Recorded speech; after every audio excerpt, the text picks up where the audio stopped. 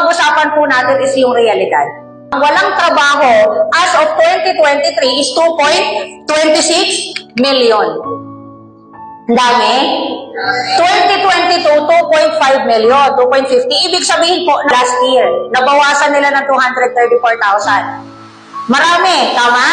Pero ang gumagraduate every year is 1.6 million. Tsaka alam niyo po yung totoo, hindi business-minded yung nagsisimulang magnegosyo.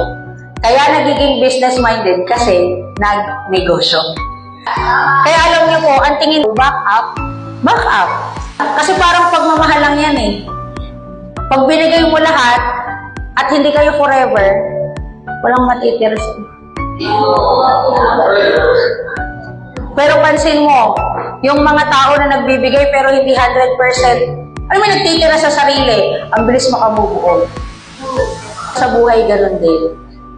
So, hindi ibig sabihin na hindi ko kayang panawalaan, hindi na totoo.